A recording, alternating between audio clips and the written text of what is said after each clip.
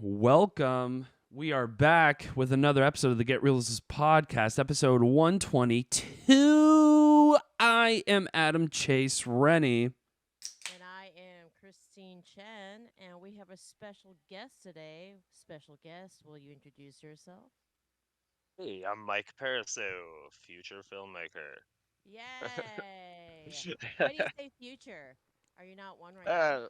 Well, I mean, I guess I make other people's movies now. I guess future filmmaker of my own movies now. Oh, Yeah, I've very spent the cool. years putting in other people's projects, so it's time for mine, you know.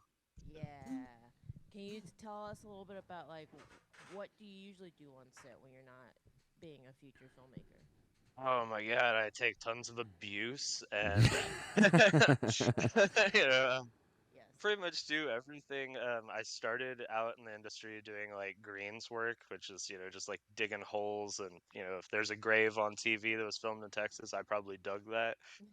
Right on. And I worked my way up into like, set deck and stuff like that. And I've recently gotten my foot in the door in special effects. And I got to do, like on Fear the Walking Dead, I did a while on that with special effects. And then Walker, Texas Ranger and stuff like that with effects. And then I was just the on-set dresser for the new Spy Kids movie that's coming out.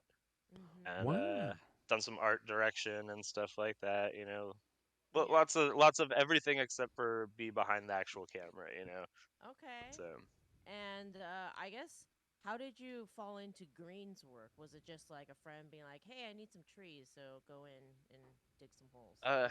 is actually my father-in-law is actually a pretty well-known production designer and art director, John Frick. He did Dazed and Confused and like Empire Records and stuff like that.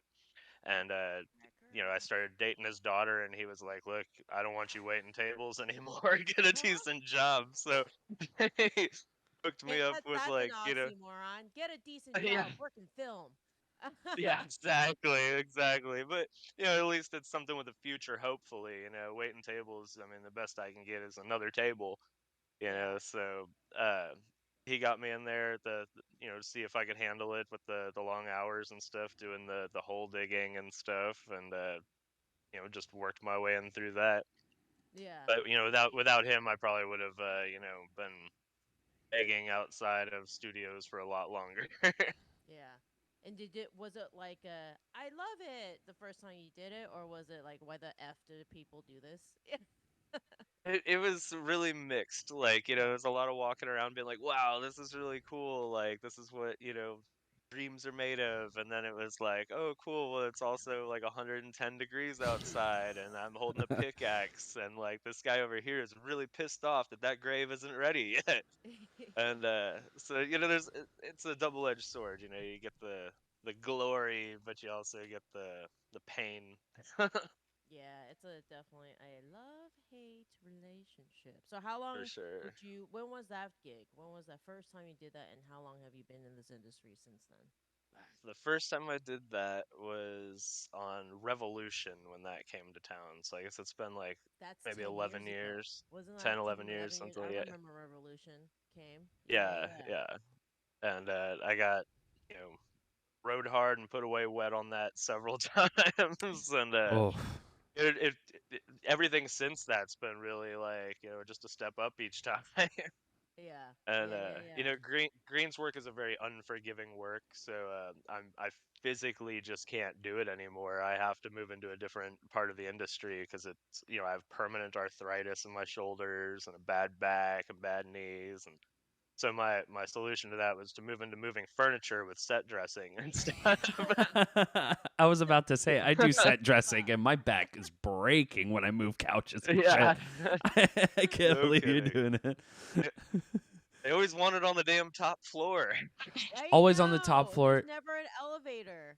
I You always carried a get it. grand Oh yeah, piano we're in an once. old ass building. Yeah. Oh my God. Yeah, Adam's in production design. So No, but I trumped everything what you just said, Christine. What did you say? Repeat it one more oh, time. I said Adam's in production design. No. Before that. Oh, about that's always on the third floor and it never works and there's no elevator. Oh, It's right. always like that. Mhm. Like, hey, we're in this old ass building and the elevator doesn't work. Or we don't have access. The best is when you're in a modern building with elevators. You're like, we're not allowed to use elevators. Like, what do you fucking mean we aren't allowed to use Yeah. elevators? Yeah, exactly. Like on Fear, we were at this giant, like, I guess it was an office building downtown, and they had one little elevator and stuff, and they're like, you can put your carts in it, but you can't go up with your cart. So you'd be like, pushing your giant cart in there, and then hitting like And then third floor, and then running up the stairs trying to catch your what? cart at the floor. It was so stupid. I was like, can't we just like? I mean, how much more weight could one person be? Let me in the Yeah. damn elevator. Whoa. So I guess if some so what made you do the transition to, oh, I'm going to be a feature filmmaker. I'm gonna to make my next thing. I've always wanted to. I've been sitting on all of these stories for like years. I've told all of my stories by mouth to people. People keep saying you need to make these into movies, and I'm like, I'm in the right industry. I should. And then this strike finally happened, and I was like, well, everybody I know is unemployed. Yep. It's time to make something. Yes, yes, Like normally yes. no one's available, so it's Right. time. Now everybody is.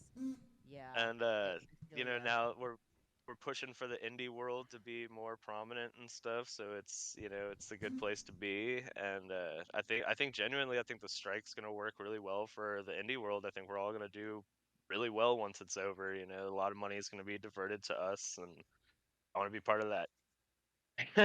Give me some of that money. It's we're in now. The indie world is in. We're no longer on the back Yeah, burner. Yeah. soon we'll be the conglomerates. And then the cycle repeats itself. Exactly. As long as I'm on the top of that cycle, it's all good. Right. I guess tell us a little bit about your shoot. If you were to give a log line, what would it be? What kind of film is it? Where are you gonna shoot it? How many days? You know, all the juicy bits. Well, it is going to be a 3-day shoot, all Okay. overnights. Woo! Oh But no! we're in Texas though, and so like I mean, really the It's the overnights So where summer. we're much at in the better. It's the summer. summer. So It's so much yeah, better. let's do some nights. Yeah. Um, but Oh it's man. 3 nights. It's all exterior. It's all driving basically. Oh great. So I chose the first film to be like probably the hardest thing you could film, exterior nights on a road. Yeah, that's great. Michelle Millette's gonna uh, have a great time with that. Yeah. Oh yeah. Michelle's like so awesome, man. She's my first AD, and Yes. she's got that fire under my ass. So now I'm moving forward quickly. Yeah, it's like when you're sitting there on your own, you have all this time to just sit and think about it and stuff. But once you get Michelle on board and stuff, it's time to freaking go. Yeah, well, you just listed like AD nightmares, so of course, yeah. I'm like, Yeah. nighttime and it's on the road and it's all driving. I'm like, oh god, How yeah, dare Oh you? yeah. But we got the double package with her because her husband Ben is going to be my yes, gaffer too, so they yes, can Mm. chat honey. about it all night and work out all the kinks and stuff Mm-hmm. like at home. I like everybody to be in little packages. It's great. Yeah, yeah, yeah. Um, And why but this so film? Yes. it's a horror film, and Okay. it's supposedly a true story that a friend of mine's mom told me about getting lost on a dirt road she got sent down a detour and encounters something unexpected on this detour that I can't tell too much or it'll give Ooh. away too much, but Okay. um it's a long dirt road with a scary end to it. Mm. And Will there be a lot of blood? no, actually there is going to be zero blood. Like Zero I while blood. I Okay. I Okay. love I love blood and gore and stuff to a certain extent, but I feel like it's overused in the industry and stuff. And I think there's as a set dresser and an effects guy, I know how much cleanup is involved in that. Okay. I see. And so I mean, it's like if I want to add blood to this, it's gonna be another 3 days at it, just on resets and stuff like that. Yeah. Yeah. So it really makes sense to me to try to avoid blood the first few movies and stuff until I can afford like a giant crew of people running with their mops and squeegees and all that stuff. But Yes. I also think that, like a lot of the horror that we like, we live in horror all day long. Every corner you turn, there's something terrible that could happen, and it doesn't always involve blood. A lot of times it's just a really terrifying situation. So I'm Hmm. trying to kind of showcase the things that can just happen in an everyday life where, you just don't know what's going to happen, and all of a sudden your regular day has destroyed your entire existence. So When you started writing it, when did you write it and conceive it, and then when did you put it into gear for pre-production and all that stuff? Like, what was that process like? mm, I've been sitting on the story for about 10 years now. Oh, you did. And I've Wow. Okay. I've Okay. written it maybe 50 times and Okay. deleted it and rewritten it and deleted it and rewritten it, Yeah. and I'm feeling confident in it now. Everybody that I've showed it to when they've read it has been like, "Oh shit!" Like I so like the reaction that I'm getting from people who are, especially my really judgmental dickhead friends, are really like giving me that like, "Whoa," and so Yeah. I feel like I finally got it down, and I'm sitting on something gold, and I'm ready to push it out there and stuff. So I mean, I guess I would say it's been a 10-year running Okay. ordeal where I've just been struggling to get to the point where I could. I'm also like a father. I have two kids, and they were very small for a very long time. Mm, And they're now teenagers, and they don't need me so much now. yes. And so I can Right. I can branch off, and like if I need to travel for festivals and stuff, I can, which was another setback I had before that kept me out of kind of pushing for my own thing. Was I was like, "Oh, I can make my own movies, but what am I gonna do if I can't take them anywhere or show them Right. Right. places because I'm stuck here with an anchor, like I Yeah. love my kids, but I can't just drag them all over the country with me and stuff to do things. Why not? Just So yeah. Oh. I could, but I mean, if you have children, it sucks to be traveling with them. Yeah. Yeah. Yes. Yes. It's hard. It's hard being stuck in a car for 12 hours with a 10-year-old kid that doesn't want to be in the car anymore. You know. Yeah. But that must be a great feeling though to write this for 10 years and you get to the point where you show it off to like, or show the script at least to some people who you say are dickhead friends who just get like because I have also the same friends who just hate everything. Yeah, And so when you yeah, show them exactly. something and they're like, "Whoa, this is actually kind of rad." I'm like, "Yes!" He's just like you have a little For real. extra pep in your step and you're like, "Okay, maybe I can get this to work?" Yeah, it definitely feels good, I mean, especially because I've always felt like, such a failure in my life, and to have people finally like, that normally break people down be like, wow, that's great. It's just so awesome, It's It's like rewarding. that's how you Yeah. know you've got something, it's there's Yeah. so many things in your life that you fail at and you thought that were good and stuff, but there was nobody there telling you it was good. So it's really great to have just that outside voice pumping you up and telling you, it's like I can tell myself I'm great all day, but that's just, in the end of the day, It's that's just just me you. like, hey dude, you're cool, man. Like nice Right. shoes. And right now you are crowdfunding. Is that correct? Or about to release your crowdfunding campaign? We're about to crowdfund. I was hoping to start on Wednesday, but I think we're pushing it to Friday or Saturday because we had some issues with the LLC getting that in time and Yeah. stuff. And Yeah. What are you guys all aiming this. to raise? those- I'm sorry. What are you aiming to raise? We're looking to get about 14 grand, which Okay. is it's a lot, but it's also not a lot. It's It I'm goes trying to by get real like fast. Yeah. I'm trying to get a lot of people that are like top of the line people that I've worked with over the years that really I think can really drive the movie forward and stuff. And I haven't done so much camera work and sound and things like that and editing, and so I'm trying to bring in the people that know all of that stuff like way more than most people do, and just really kind of help them. Have them help me get that wave written out, on it because Right. there's so many details and you can't know all of them on your own, and so I'm just really relying on having a badass crew to really drive it. Totally. Uh, I'm always interested in people who, didn't produce and came very truly from the crew world and doing their first movie. What was maybe I mean, but you've seen stuff on set, so you're not like new to how a set runs. But sets are all different sizes, and they all need different things. So, what was the first learning thing that you have experienced thus far on this journey of making your short film? Really, it's just about all the paperwork, man. Like all the things you got to do with the stupid IRS and trying to get their EIN numbers. And I'm like, man, I'm just trying to make a movie. Like, I just want to scare some stoners, you Yeah. know? Like, I don't want to remember abbreviations. yeah, exactly. And I'm like looking at all this stuff, and I'm like, I have to learn a whole new language practically just to like do paperwork and stuff. And paperwork has never been my strong suit. So like, I Yeah. gotta have my wife involved. You know, she's been a real savior through a lot of it and stepped in to explain things to me where I'm lacking in it. You know, I'm a real hammer and nails guy. I'm an artist with the paints and the sculpting and You're a stuff. practical You know, man. but when it comes down to Mm. yeah, when it comes down to like the technicality of laws and rules and stuff, you know, it's like that's like I hate that. Yeah.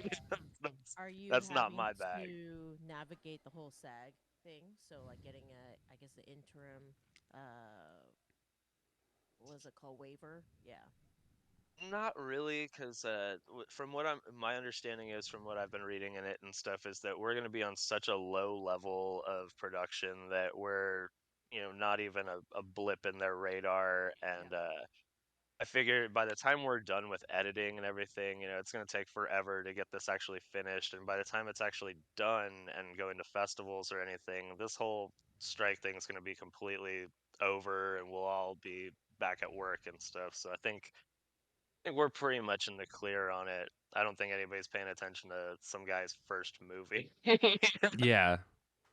Fair Yeah. enough. So, I mean, I also, you know, all of our friends are out of work and stuff, and this is a way for us all to make a little bit of money and stuff to just get us by and stuff. I mean, like I said, I have kids and stuff, and I mean, I'm not gonna get any money out of this, but you know, I know a ton of other people on the crew are, you know, they're struggling right now.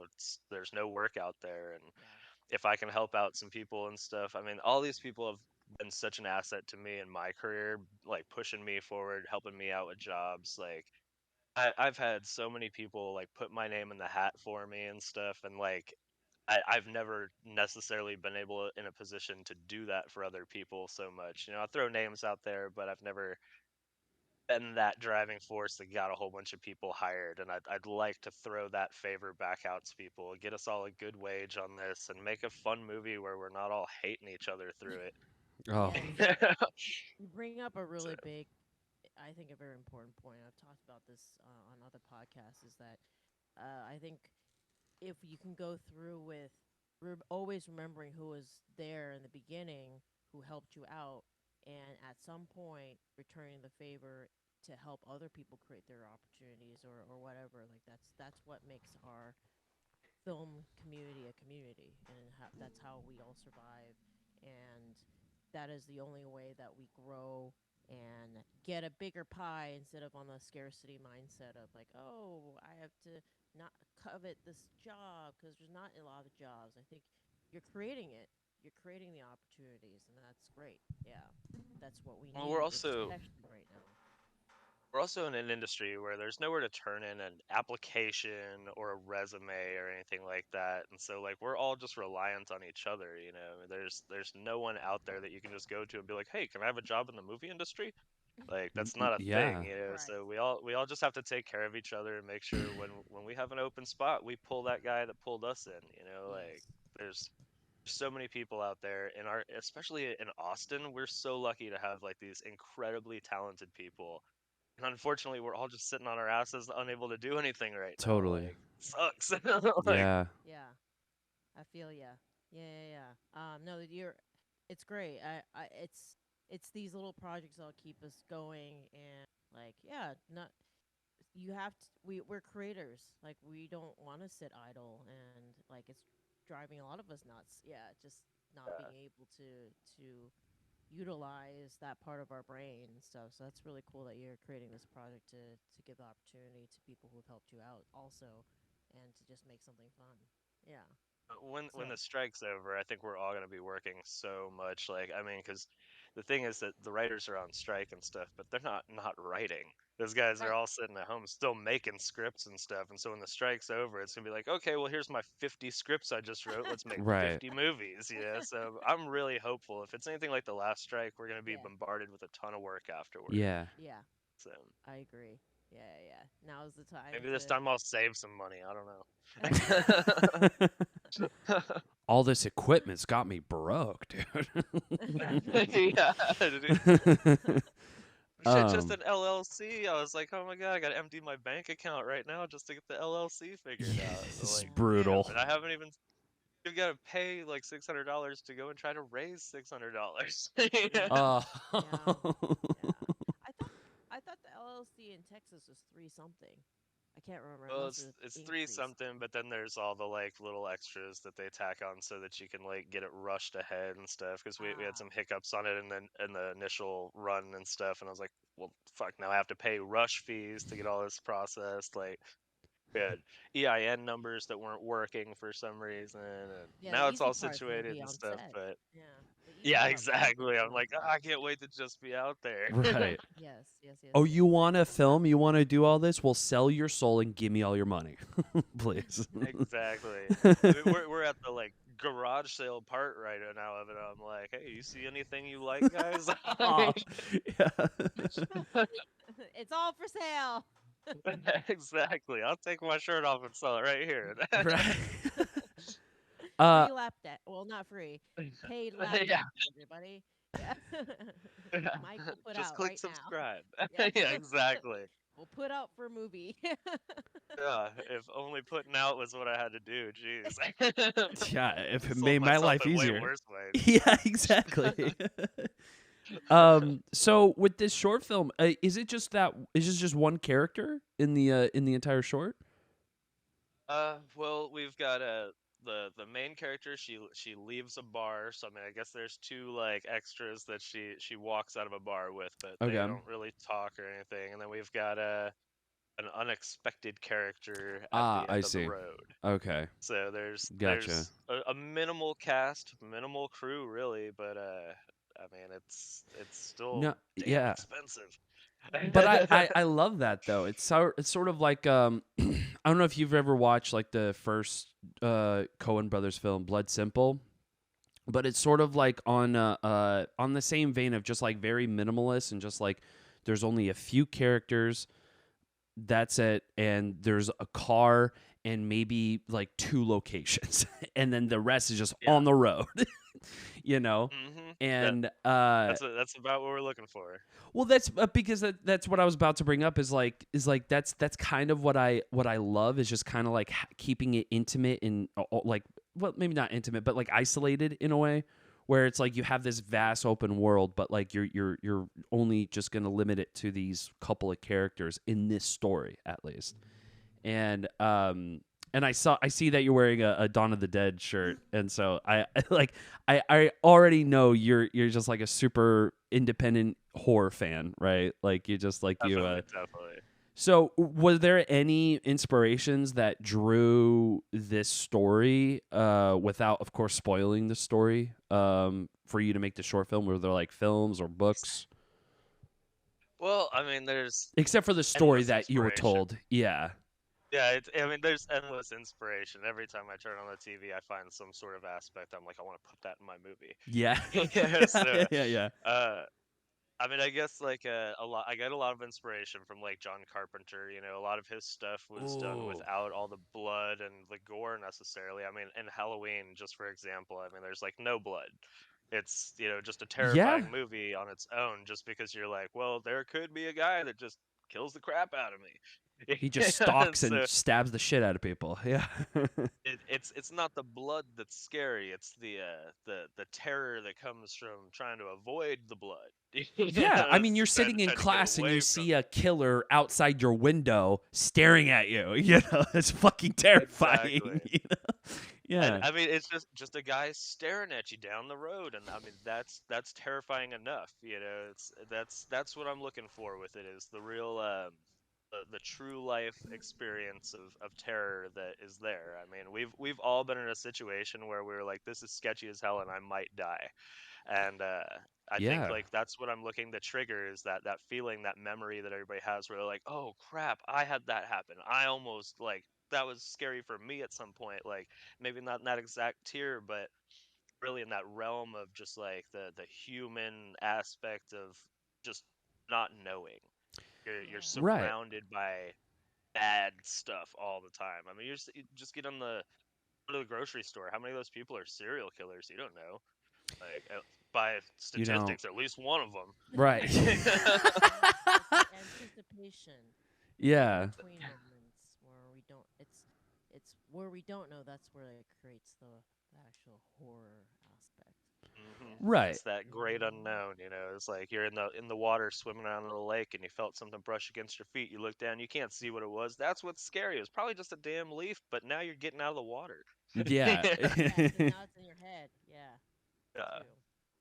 And the Yeah. paranoia is I Like just using film as a creative device to just it just like basically point out all the paranoia that you have.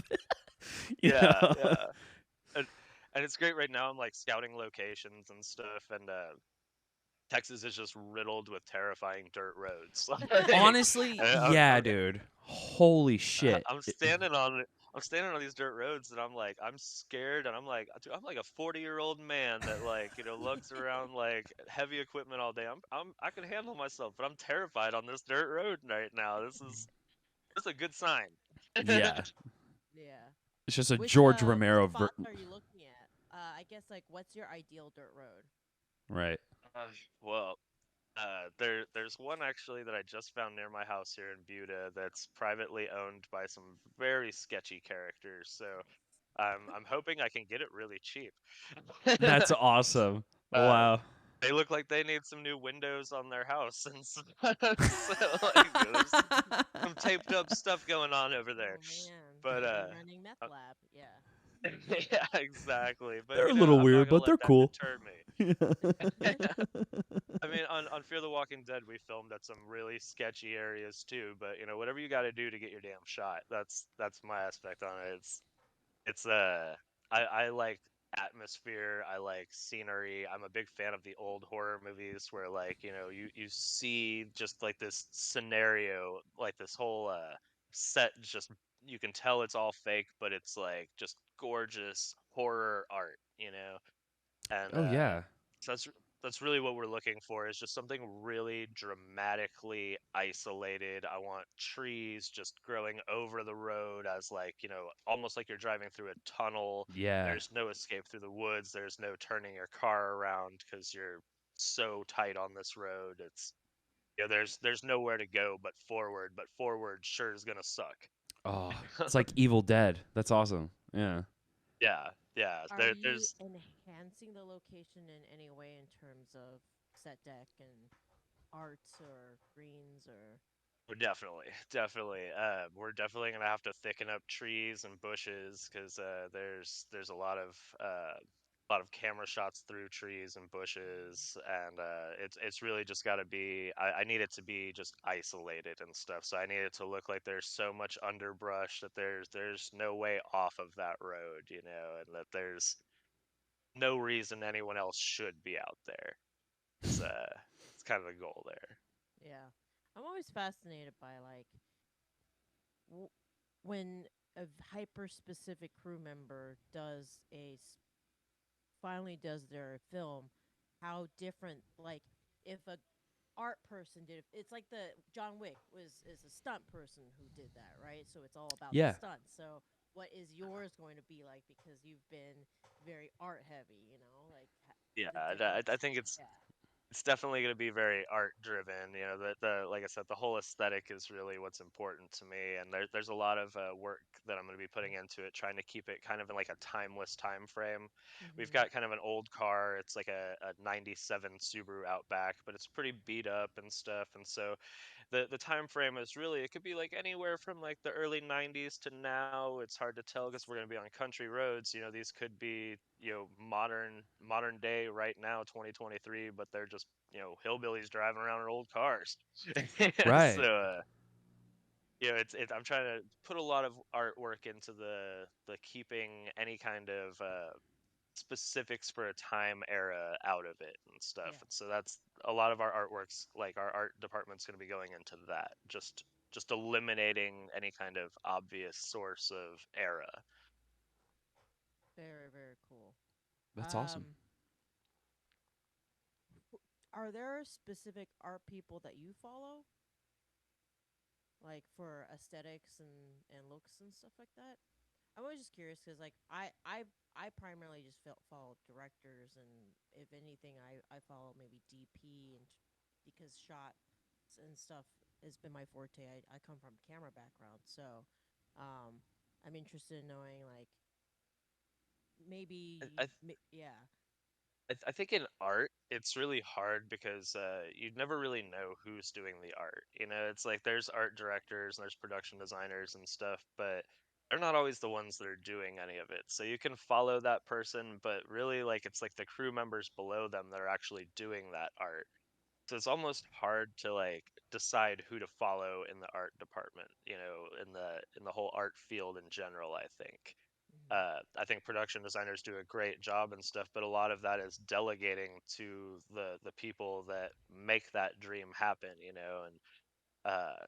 so it's I think in the art department it's really hard to find somebody directly that you're just like I love everything this person does and what Mm-hmm. they do. It's not quite as much as like a director where they always have that certain vibe about them, Yeah. and every production's so different that it's hard to develop your own I guess stylization when you're production designing sometimes. Yeah. But then you get into like the effects world, which I'm very heavy into also, and that it's very easy to like find favorites in that and stuff. I mean, there's so many big ones like Tom Holland and I mean Stan Winston did so many badass things and stuff. It's hard not to just like fall in love with all of that stuff. Yeah. Anyone that did anything for Spielberg, I mean, is freaking amazing. Obviously, Oh yeah. Is very any into of like your Spielberg. Yeah.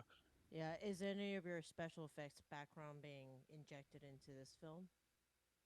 Oh, definitely, definitely. A big part of our big reveal at the end involves animatronics and stuff that I'm What? putting together. Like, Ooh. Okay. there's just not ways to film it without it, and I mean, pretty much on that, like that's not even figured into our 14 grand budget. Pretty much, that's just going to be coming out of my pocket and something I'm doing currently in my free time, just trying my best. Oh yeah. Yeah. But it's all a learning experience, and I'm feeling really good about what I've got working out there in the garage right now, and so yeah, there's a lot of special effects that's going to come into it. A lot of, like I said, atmosphere and stuff. Lots of smoke machine work and stuff. I've got my good buddy Nick Howard is going to be running effects on it for me, and he's got a really extensive background in tons of things, and I've worked with him on a million projects, and like he's one of my best friends, so he's offering me some good help and stuff out there. Yeah. Yeah, yeah. Is I don't know much about animatronics at all. Uh, are there shops in I keep thinking LA. In Austin that are that specialize in that? Or Mm. is it something If you have to if there find? are, I don't know them. Yeah. If there are, I'm not aware. I'm I just basically right now watching YouTube videos, and I've done right. some little animatronic stuff on some puppet gigs. Like I worked with on that Up on a Housetop that was here in Yes. town not too long ago. I was Yes. the special effects coordinator on that and Oh, from lead Dakota. puppeteer. Yeah. Yeah. Yeah, Yeah, yeah, that turned out yeah. great. Yeah. Those guys are awesome. Like, did you see the movie? It's so Yes. good, so So Not good. yet. yeah, I yeah. want to though. I mean, Yeah. I saw it because I'm a big fan of Taylor Cameron's DP work. So Hmm. so I saw that, and then obviously I've worked with Dakota and so much for him as art, me as AD. And yeah, I saw it. I thought it was well done, and it's a. I'm so glad that they got a Fantasia, which is a fantastic film festival. Oh So my God, no, I it's know they very they good deserve it for so them to much. do. Like Yeah. Michael and Dakota are just such characters. It's like there just needs to be a TV show just about those two alone. Yeah, I would watch it in a heartbeat. Yeah. But yeah. So I mean, we did a lot of stuff for that movie and everything, and The deer was I genuinely animatronic. Was it the the deer? deer it was a puppeteered animatronic. It had cable driven mouth and What? legs and stuff on it. There was I also heard a the person drama inside of behind it. that. Yeah.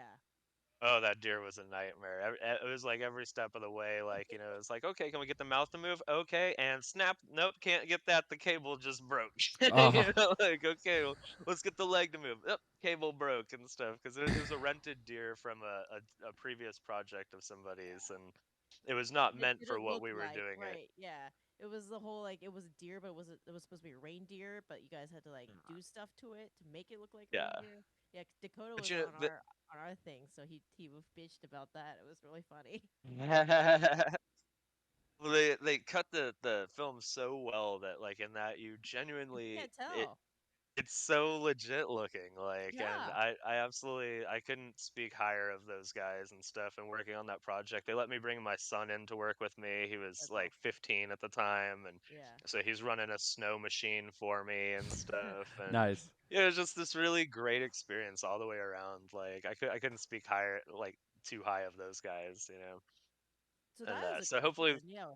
How much of that was because I didn't know how much was practical snow and what was enhanced in visual effects.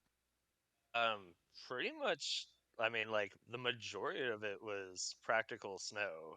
They did some enhancement on it, but I mean, we were out there running snow machines and stuff, and all the whole ground is all like, that I don't know Diaper what the stuff, material is, the but diaper it's stuff. like a yeah, like a diaper, you get the Yeah. water and Yep. it's super weird stuff, very slippery. Everybody's busting Slippery. their ass the Everybody's whole time. dying. Yep. Oh Yep. yeah. Yeah, hmm Yeah. But shit but looks good. yeah, This stuff looks it real was good. Yeah. such a fun movie, such a fun movie. There's not near enough holiday like horror out there. There really should be. No, yeah, there absolutely should be. Yeah, I mean Krampus is the only one that comes to mind, and that one was. I mean, it's fine. I'll just say that it's fine. Yeah, exactly, exactly. But I know that when you were talking about the script and everything, that it was through real life events, and but when you were writing it, did you ever consider like, oh, I know how to do this, so I'm gonna write that into the script? That like writing to your strengths, writing to what you have. The Write typical. what you know. Yeah. yeah. uh, Luckily, what I know is driving around on dirt roads. Like, Oh. Dude, I'm so good with dirt roads. yeah, I'm like really good. I'm like third generation dirt road driver. My daddy Uh, drove on dirt roads, and my daddy's daddy drove on dirt roads. oh man, now I don't remember what your question was. I'm sorry, I Just like didn't mean. when you were writing your script, did you think about writing to your strengths as special effects and like, oh, I'm gonna write this because I know how to do this, or I'm writing this because I have access to this, and I what was think your writing like process? right off the bat, I had to kind of like just write it into a certain way that I could do legally. Like, so there's like I said, I just can't give away too much and Okay, stuff, okay, but okay. there's a sensitive character at the end of this that has to be dealt with like very sensitively so that nobody gets hurt and nothing Mm. is no one gets damaged in the process of filming, and it's a very expensive ordeal just to have this on set, and so I had to write it in a little differently than the story I was told, just so that it was a safety issue. Yeah, Yeah. yeah, yeah, yeah. And then Okay. the end of the story I changed a little bit because I felt like everybody walking away from it fine seemed a little like boring to me, so I changed up Yeah. the end a little bit, added a little bit of something there, and we'll all be very pleasantly surprised when we watch this. I know it's very vague and stuff, but it's a short film. I I'm only have like excited. four. Yeah. It's a 4-minute film, and if I tell you too much, then like, Right. why am I making this Right. Yeah, yeah. No, I totally get it. Well, safe to say that you hate pre-production. But the part that you're most excited about is probably production. right? Hmm. Have you ever? Yeah. You have not dealt with post before, right? Is what you're saying? That if when No, you're the closest I've gotten to dealing with post is that we just shot a little like promo, like give me money video, mm-hmm. and I sat around for a few minutes of the editing on that. Right, Like I said, I'm picking people that I feel very confident in their skills, sure. and I'm just telling them what I want, and I'm saying, you do whatever it is you think you should do to make it look badass within this realm, and I'm just hoping that all the artists come together and just kill it, because they normally do. I think Yeah. if you give the artists the leeway to do their thing, they'll do it. Yeah. Yeah. During this process, have you made any discoveries of like, hey, oh, I actually like doing this. I'm gonna add a new skill set now to my resume, or has it just more solidified that you like what you do and you don't really want to deal with anything else beyond, you know, art? Yeah, that's where you live and that's where you feel comfortable, and I you're think happy with. I think. I've always really wanted to direct and stuff and write, and I think like doing this has given me like a real like boost in that. Like just showing my writing to some people and getting like positive feedback has really Yeah. showed me that like I think the writer's seat and the director's seat is really where I want to be. I mean, I watch horror movies nonstop, and I have like since a disturbing age. Like my mom really didn't hold back on anything. She was like, "Yeah, watch whatever the hell you want. I'm going outside." And I Yeah. was like, "Oh, cool, Return of the Living Dead." Boobs. Holy Yeah. yes. So like I don't know. I think that like I know what movies should be made. I'm watching movies all the time, and I'm never seeing the one I want to watch. Yeah. And so the one that I want to watch is Right. up in this freaking noggin, and I got to get it out there and start making the movies that I want to see. Because I mean, I feel like we're hitting a stagnant era in film where people just need to start branching out and doing crazy weird shit. Totally. Like Mm-hmm. it's so basic nowadays, and like, okay, ooh, creepy little girl in a doorway. I'm Mhm. tired of that. I'm tired of seeing a creepy girl in a doorway. I'm tired of zombies. I want some like Yeah. something different. It's the Yeah. typical So I Wes think the Craven jump scare where like the door closes or like the fridge closes and someone just stands there and shit like that. Like, yeah, Yeah, it's or always that. somebody throws a cat. Like here's a cat. Like why is that Yes. cat flying through the air? There's so many cat scares. Like I want to make just a reel of just every horror movie cat scare and just put it all together. Yeah. I thought of the same thing. I've always wanted to see like a supercut of like objects just like dropping for no reason, and then like you hear the piano keys crash and shit like that, and then everyone gets scared. It's just Exactly. like, what the fuck? A piece of wood just fell, and then we're now freaking out and shit. It's like, come on, Exactly. paranoia is real, but let's just not make it fucking that real. Jesus Christ, Exactly. that's awesome. Yeah. So the I'm writing excited process. for you. Oh, go ahead, Christine. Yeah. Sorry. Oh no, all I said was I'm excited for you. Yeah. Well, thank you so much. I'm excited to be on the show talking about this for the first time. It's like I've told all my friends about it, and it's just exciting to be like, this is like my first press thing.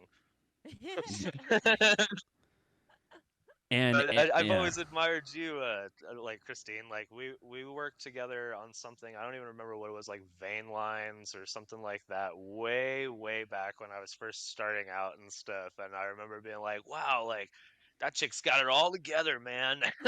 Like, and now I'm on your podcast. So how cool is Yeah. Well, that? I think it's I think it's always cool when uh we all have seen each other work, and then then you start to see people grow into different roles and stuff. I was Hmm. actually gonna ask, like, I know that how I know that you wanted to direct and write because there are stories that you feel that you want to see that you aren't seeing, and that's the primary driver. Yes, but when you first got into film, did you ever see yourself as a writer director, or was it because throughout the years you've developed a love for filmmaking and been an avid film viewer that you started to think, hey, I could do that? Or like, did you? Because everybody goes in differently. I went in being like, that's all I want to do, direct and write. That was always, directing, not the writing part. Writing I kind of fell into, but directing was always that's what I wanted to do. But how did you like discover that? think like I always wanted to direct to a certain degree, at least, like just growing up during the whole Indiana Jones era and stuff, and like there was so many interviews I saw with like Spielberg talking about filming it and stuff, and I was like, wow, I want to do that, but I never like saw it being an actual thing. I never thought that like I'd make it into the film industry whatsoever, let alone stepping into a director's chair or a writer's seat or anything like that. It's going into it. It seems, even at this point, it seems very surreal. Like I was standing on my stairway yesterday, just like looking up the stairs, like I don't know if I can make a movie. Maybe I can't. I don't know. And then I was like, wait a minute, you got this. You got this. You've made movies already, like with tons of other people and stuff. What are you telling yourself? There's always just been a real like an obstacle of like I don't know, self-doubt, I guess, is the Hmm. thing that kept me from feeling like I'd ever make it into that director's seat. But every time I take a step up in the film world, I'm surprised and shocked. I'm like, wow, I'm doing this. And I know things. I always think that. Oh my yeah, gosh, I know things. yeah. The amount of times I've driven home from a set and like just randomly like burst into tears and been like, "Oh my God, I like actually did something really cool today and stuff. Like Yeah. this is like one of like my dream actually happened today." Like the first time I ever did special effects, like I mean, I got pulled into it on Fear the Walking Dead, which is Yeah, such a huge show, and like yeah. I went from like digging holes to like lighting things on fire and like blowing stuff up and like it's just how did I do this? How did I get into this field? None of it ever seems real, and it always seems like everything's out of grasp until it is in your grasp, and then you're like, whoa, I'm already here. It's just such a shock all the time. I agree. Yeah, I've had those moments too where I'll. I don't know if you get this, but when I know it's a big step, like a big film or something that I is bigger than what I've done, I always have that like imposter syndrome in the very beginning, like very Hmm. scared of like, do I know anything? Do I know how to AD? Like I've Yeah. told my roommate is she does makeup and everything in the industry. Roxy McDaniel. I don't know if you know her. She's from Texas, but she uh I will go and tell her, hey, I don't know if I haven't stepped on set in like, in a month. Did I just forget everything? Type thing.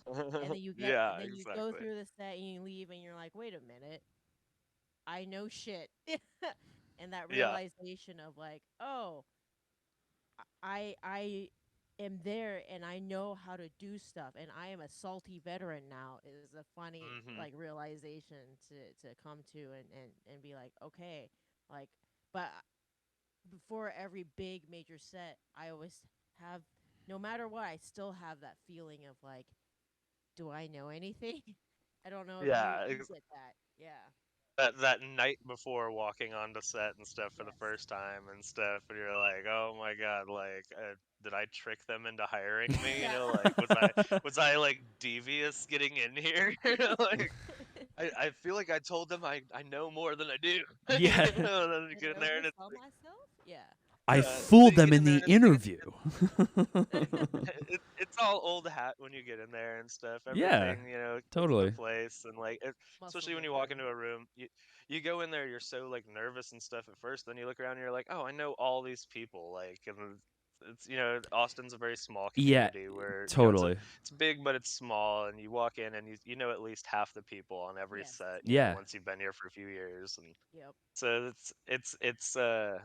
it's comfortable once you're there, but it's that buildup in my head that's, like I said, all that self-doubt that just gets in there. And I mean, the film industry is just loaded with self-doubt. And like, I mean, you stand around at the like, crafty cart with all your friends, and all you do is talk shit about movies and tell people how dumb the movie was you just watched and how much it sucked and stuff. And then I'm like, but I'm gonna make a movie and it's gonna be really good, It's gonna be guys. a good movie, I promise.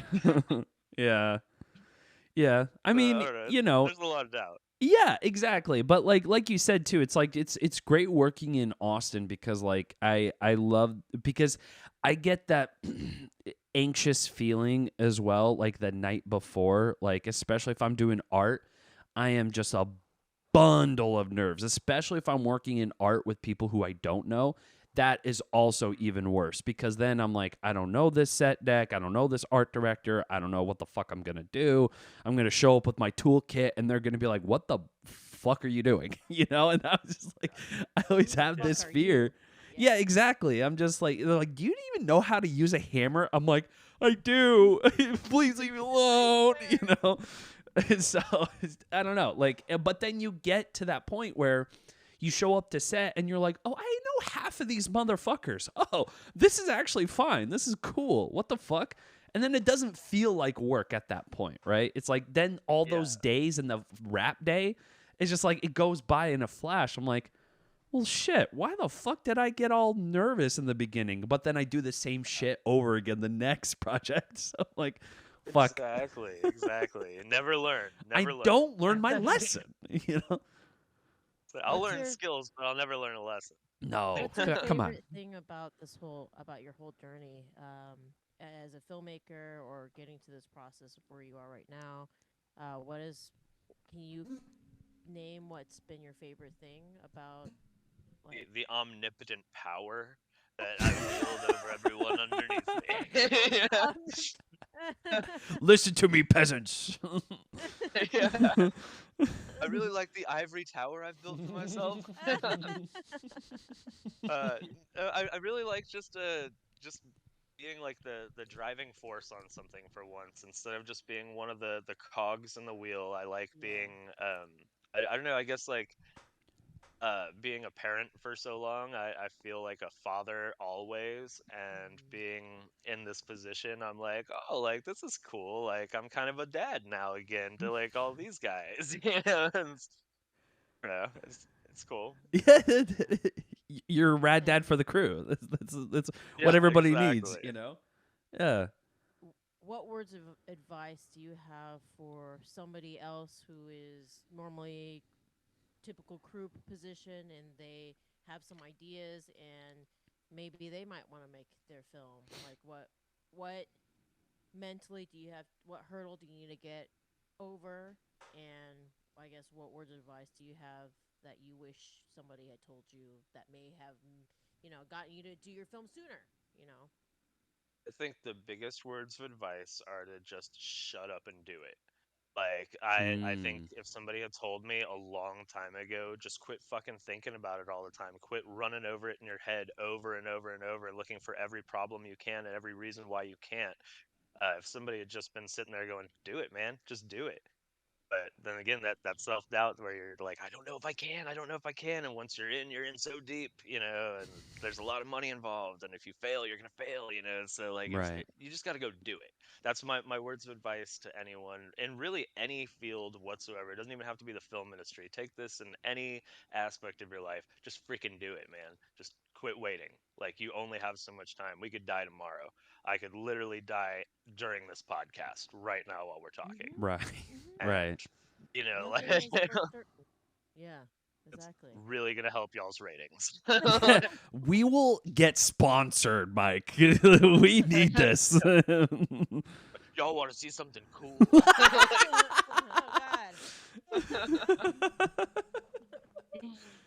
Oh God. Dude, how fucking metal is that? A guest dies in the middle of a podcast? That's crazy. Hell yeah. That would be awesome.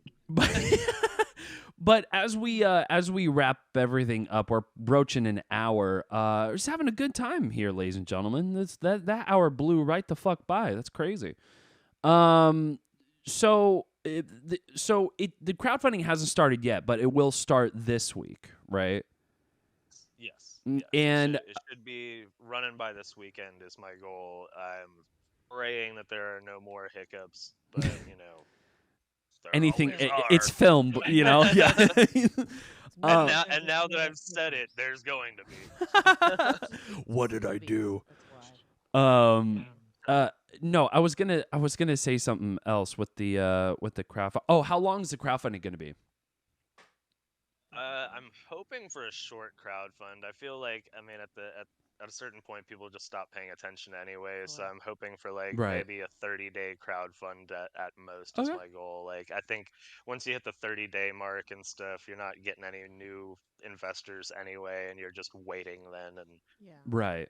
yeah, I've It- already waited enough and stuff, and like whatever we earn, I can make the movie for. It's just a matter of how high a level we make the movie. You know, yeah. if I have $500, I'll make the damn movie. It's gonna get made. It's going to be on somewhere. Somebody's gonna be able to see it one day. But how well we make the movie is really where the money comes into play. You know, all Right. Right. the quality of it. Right. Is there a place where people should be going to look out for it? Is I guess a Facebook page, or do you guys have a site yet or URL? I just secured an Instagram page for it last night. I haven't Nice. set anything onto it yet, but Okay. it's called the Detour. You'll look up the Detour film, Okay. and we'll be on Instagram. I'm gonna be hopefully this weekend putting together the Instagram page, getting all of our press stuff ready to go, and we're gonna try to do a fundraising party at some point. I'm looking Nice. for bars, so if anybody has a bar, hit us up. And I've got a karaoke guy that said he'd offer his services for a party, so looking to raise some money. Good stuff. Yeah. So the Detour Film on Instagram. The Detour film, yeah, Yeah. So yeah. check And out then the we're gonna be on Detour. Indiegogo, so Yes. Indiegogo this week. Excellent. So the Detour Film on Instagram should have a lot of the information, and if I guess you're going to be posting on your own personal Facebook, but are you going to start a Facebook too page for the Yes, Detour Film? yes, definitely. Perfect. We're gonna start a web page. We're gonna have the Facebook, Instagrams, all the media sources. Anywhere I can ask people for money, we're Yes, going. yes. So a great way to support your filmmakers right now, especially with the strikes and everything, because people still need to work, is going and supporting independent films. So, uh, yeah, and letting creatives get to work and do what they love. And while the fight goes on, so that people can have better contracts and have, a decent livelihood. Yeah, doing what they love. So very, very cool. So the Detour Film, guys, the Detour Film on Instagram, and yeah, I'm excited for you. It's always fun to do your first film, so stoked, and we'll have to bring you back after the whole process and hear all your like, never do it again. Just kidding. Hopefully it'll be great. Yeah, hopefully it'll be Forget what I awesome. said about just do it. Just don't. Just don't. That's awesome. Yeah, I hope it's gonna be as painless as possible, but it's movies, so Yeah. And thank you, at Mike. least it's Or fun to be with your people. Yeah. At least be every with people. scar is a badge of honor. Every scar is a badge of honor. That's right. Well, thank you so much, Mike, for being on this show. We really appreciate it. Thank you so much. Now, It's been an absolute pleasure. yeah, of course, and we need you to come back. I mean, you got our Discord link, right? So you just hop in and be like, "Hey, I'm going to the podcast, okay? Whether you like it or not, you Hell show yeah. up." All right. So Awesome. I'm all about it. thank you everybody so much for watching. We got to do a little bit of housekeeping. You know what it is. It's the Get Reelisms podcast. We got the Get Reelisms book. We got the Get Reelisms shirt. We got the Get Reelisms hat. I mean, come on. What are we doing here? What are we doing? We're trying to sell some things. This is a free podcast. Please help us out. Please help out Get Reelisms. GetReelisms.com, ladies and gentlemen. Do it.